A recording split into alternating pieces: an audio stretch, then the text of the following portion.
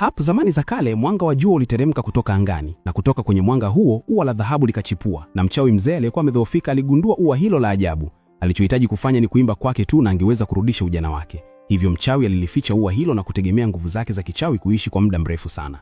Lakini baadaye malkia aliyekuwa mjamzito aliugua vibaya, na mfalme aliposikia kuhusu ua la dhahabu alituma askari wengi kulisaka, na mwishowe askari walifanikiwa na kuling'oa pamoja na mizizi yake. Wakalitumia ua hilo la kichawi kutengeneza dawa, na baada ya malkia kunya, hakupona tu bali pia alijifungua mtoto wa kike mzuri sana. Jina lake aliitwa Rapunzel. Rapunzel alikuwa na nywele za dhahabu zenye kung'aa na alikuwa kipenzi cha mfalme na malkia, lakini ni mchawi tu aliyefahamu nguvu halisi ya nywele hizo za dhahabu, kwani kama angezipata angeweza kubaki kijana milele.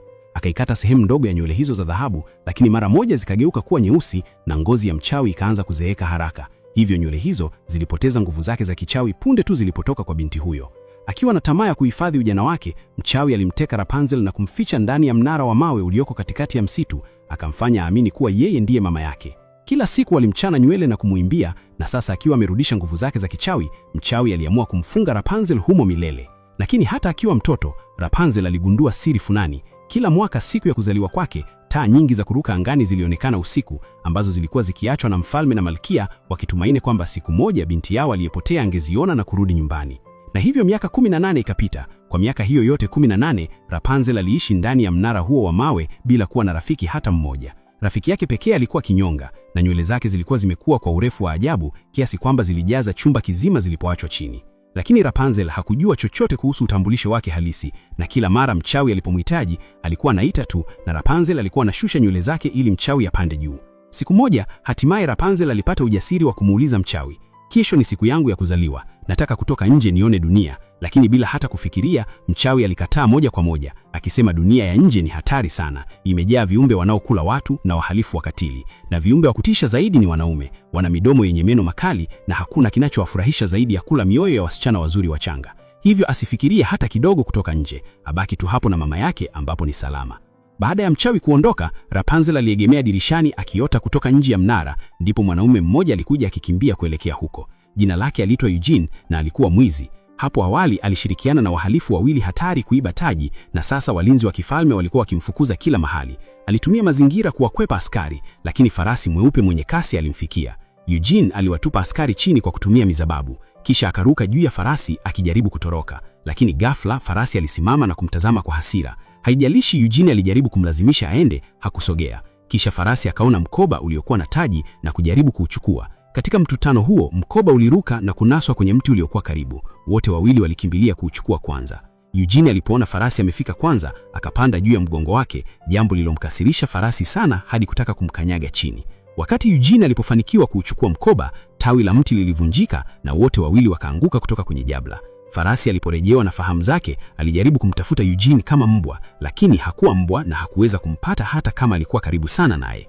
Kisha Eugene aliingia pango na kujificha haraka ndani. Akaona farasi bado anamtafuta, hivyo akaingia ndani zaidi ya pango, na kwa mshangao wake, pango hilo lilifunguka kuwa korongo kubwa, na hapo ndipo alipoona mnara wa mawe ya ajabu. Akiwa hana mahali pengine pa kukimbilia, alipanda kuelekea juu ya mnara, lakini mara tu alipopenya dirishani peke yake mwishowe, Rapunzel alimgonga kwa upole kichwani kwa kutumia kikaango. Akashangazwa na mtu aliyekuwa mbele yake. Huyo alikuwa mwanaume, hakuwa kama mama yake alivyomuelezea. Hakuwa na meno ya kutisha, na kwa kweli alikuwa mrembo. Mara tu Eugene alipofumbua macho tena, Rapunzel alimgonga tena kwa kikaango, akamzimisha, kisha akatumia nywele zake ndefu kumburuta hadi karibu na kabati.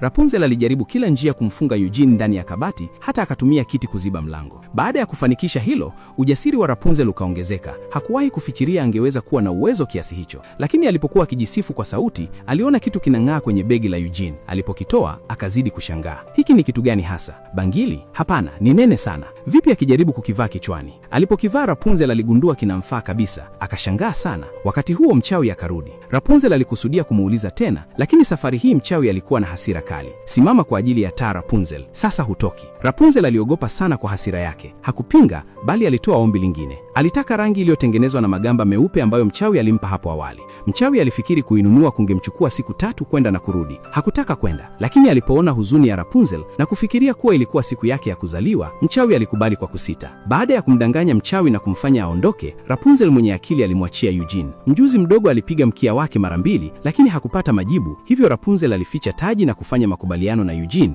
ukiahidi kunipeleka kuona taa za angani, nitakurudishia hazina yako. Hatimaye baada ya kushinikizwa sana, Eugene hakuwa na chaguo ila kukubali. Akashuka polepole ukutani. Ghafla nywele ndefu zikashuka kutoka juu ya mnara, zikifuatiwa na Rapunzel akiteleza chini kupitia nywele zake. Akatua kwa uangalifu kwenye nyasi. Hii ilikuwa mara yake ya kwanza kukanyaga dunia ya nje katika miaka 18. Nyasi za kijani kibichi, maji baridi ya kijito, huku akifurahia uhuru wake. Aliwaza, je, huu ulikuwa usaliti kwa mchawi? Kadiri mchawi alivyosafiri mbali zaidi, alizidi kuhisi wasiwasi. Ghafla akakutana uso kwa uso na farasi. Farasi alikuwepo, lakini mpanda farasi hakuwepo. Akakimbia kurudi kwenye mnara kwa hofu, akamwita Rapunzel, lakini hakujibiwa. Alipofika ndani ya mnara, hakukuwa na mtu tena. Kilichobaki kwenye kona kilikuwa ni taji la binti mfalme tu. Sasa baada ya Rapunzel kutoroka kwa siri kutoka kwenye mnara wa mawe, Rapunzel alimfuata Eugene ambaye ni Ryder hadi kwenye baa ya kunywa pombe. Mara tu alipofungua mlango, mahali pale palikuwa pamejaa wanaume wa kutisha. Rapunzel ikamshika kikaango, alipita kwa tahadhari katikati ya umati, akiwa na macho ya chuki kutoka kwa watu waliowazunguka. Ryder alijaribu kumtoa Rapunzel katika umati huo.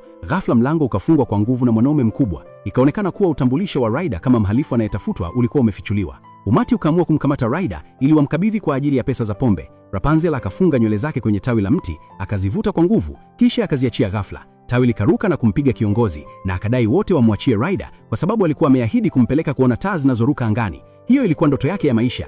Rapunzel hata alipiga kelele kwa umati akisema, "Je, hakuna hata mmoja wenu mwenye ndoto?" Swali hili liliwashangaza wote waliokuwepo. Kiongozi akasogea mbele kwa ukali akisema anavutiwa sana na mada hiyo. Akiwa ameguswa na hisia, alimwelezea Rapunzel ndoto yake. Ilibainika ndoto yake ilikuwa kuwa mpiga piano, na wengine wakaanza kucheza kwa muziki wa piano yake. Baada ya onyesho hilo, ari ya kila mtu ikaongezeka mara moja, lakini ghafla askari wakaingia. Kiongozi akafungua mlango wa chumba cha siri na wawili hao wakatoroka kwanza. Wakati askari walikuwa wakitafuta kila mahali bila mafanikio, ghafla mlango ukavunjwa na farasi mweupe. Akanusa kama mbwa akitafuta harufu ya Ryder na akapata dalili. Akajisukuma kwa majivuno kupitia umati, akafika kwenye kaunta, akaonyesha kwato yake chini, kisha akabonyeza kifaa na mlango wa njia ya siri ukafunguka kirahisi. Ndani, Ryder na Rapunzel walikuwa bado wanazungumza kwa utulivu kuhusu ndoto zao. Muda mfupi baadaye, waliowafuatilia wakawafikia kutoka nyuma. Rapunzel akishika nywele zake akakimbia haraka, lakini kwa mshangao wake, njia ya kutoka kwenye njia ya siri ilikuwa ukingo wa mwamba. Kwa wakati huo, wanaowafuatilia pamoja na farasi mweupe walikuwa tayari wamefika. Rapunzel akampa Ryder kikaango, akarusha nywele zake na kuzifunga kwenye boriti ya mbao mbele, kisha akatumia kasi kujirusha upande wa pili,